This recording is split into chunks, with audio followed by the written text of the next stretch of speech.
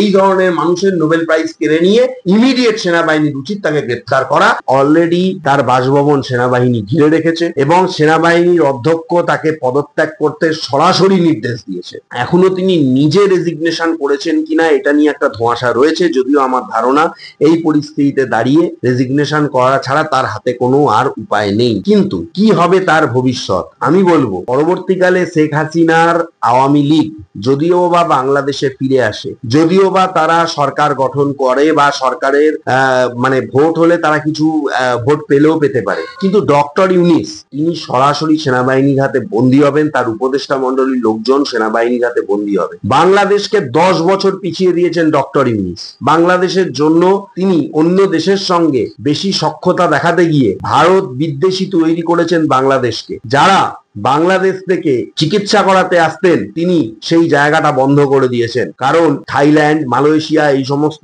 কথা বলে দেশের লোককে তিনি ভরকে দিয়েছেন। থাইল্যান্ড, মালয়েশিয়া যাওয়ার খরচ কত? সাধারণ বাংলাদেশিদের পক্ষে সেটা কি সম্ভব?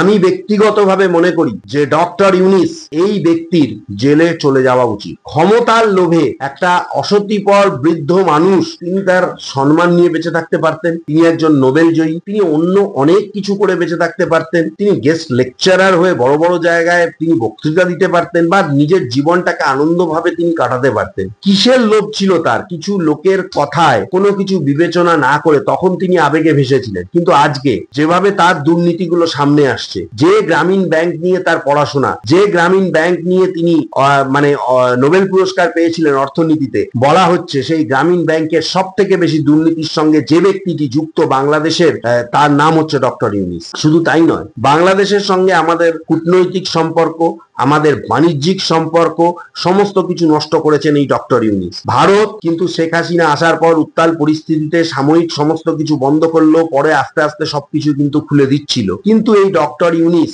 নিজের দেশের মধ্যে দাঙ্গা দমন করতে পারেননি। হিন্দু মুসলমানের মধ্যে একটা বিশাল গন্ডগোল, বিশাল একটা ক্যাওয়াস সৃষ্টি করেছেন, সেখানে তার কোনো যোগ্য ভূমিকা আমরা দেখিনি। এবং নাহিদ ইসলাম এক সময় ডক্টর ইউনিসের একদম ছায়াসঙ্গী ছিল, আজকে সেই নাহিদ ইসলামের গলায় আমরা অন্য সুর শুনছি। যে ছাত্র নেতা সার্সিজ আলম, যিনি ডক্টর ইউনিসকে এক সময় সাপোর্ট করতেন, ভারত বিদ্বেষী কথা বলছেন, আজকে সার্সিজ আলমকে খুঁজে পাওয়া যাচ্ছে না ঠিকই, কিন্তু তার কিছু ভিডিও বার্তা আমরা দেখতে পাচ্ছি, তিনিও বলছেন ডক্টর ইউনিস শেষ করেছে। আজকে বাংলাদেশের আপামর আপনি যদি ছাত্রছাত্রীদের কথা শোনেন, তারা বলছেন যে আমাদের ভবিষ্যতের কথা ভেবে ডক্টর ইউনিসকে যে নিয়ে আসা হয়েছিল সেই ভবিষ্যৎ তিনি তৈরি করতে পারেননি। শুধু তাই নয়, প্রথম ডক্টর ইউনিস দেখা গেল যে যারা শহীদ হয়েছিলেন তাদের জন্য অনেক কিছু কথা বলেছিলেন, কিন্তু পরবর্তীকালে যখনই তিনি ছাত্রছাত্রীদের সঙ্গে কোনো মিটিং করতেন, কথা বলতেন, তিনি ভারত বিদ্বেষী কথা বলতেন, হাসিনা বিদ্বেষী কথা বলতেন। তার এটা বোঝা গেল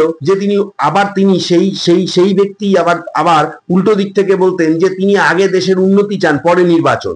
এবার দেখুন, একটা আওয়ামী লীগ চলে গেছে, সেখানে এখন বড় পার্টি বলতে জামাত হয়তো ক্ষমতায় আসতে পারতো না, আসবে বিএনপি আসার একটা চান্স ছিল, কিন্তু বিএনপি আসার জায়গাটাও ডক্টর ইউনিস নষ্ট করে দিয়েছিলেন বহুভাবে। তার কারণ হচ্ছে নির্বাচন যদি কোনোভাবে প্রধান উপদেষ্টা করাতে না দেন, তাহলে তো অন্য কোনো দল ক্ষমতায় আসতে পারছে না। এই পরিস্থিতিতে দাঁড়িয়ে বাংলাদেশের জন্য আমি এইটুকুই বলবো, যে সমস্ত বাংলাদেশে সন্ত্রাসবাদ মাথাচাড়া দিয়ে উঠেছে বা বাংলাদেশের যে পরিস্থিতি খারাপ হয়েছে, ডক্টর ইউনিস সম্পূর্ণভাবে ব্যর্থ। সেনাবাহিনীর প্রধান যিনি, আমি বলবো যে এই সমস্ত জায়গায় তিনি সঠিক সিদ্ধান্তই নিয়েছেন এবং তিনি তার দেশের জন্যই এই সিদ্ধান্ত নিয়েছেন। যদিও তার মুখে আমরা ভারত বিদ্বেষী অনেক কথা শুনেছি, কিন্তু তার নিজের দেশের যে গন্ডগোল, সেই গন্ডগোল যখন প্রধান উপদেষ্টা থামাতে পারছেন না, তখন সেনাবাহিনী তাকে যে পদত্যাগ করতে বলেছে, আমি বলবো যে এটা যথাযথ বলা হয়েছে।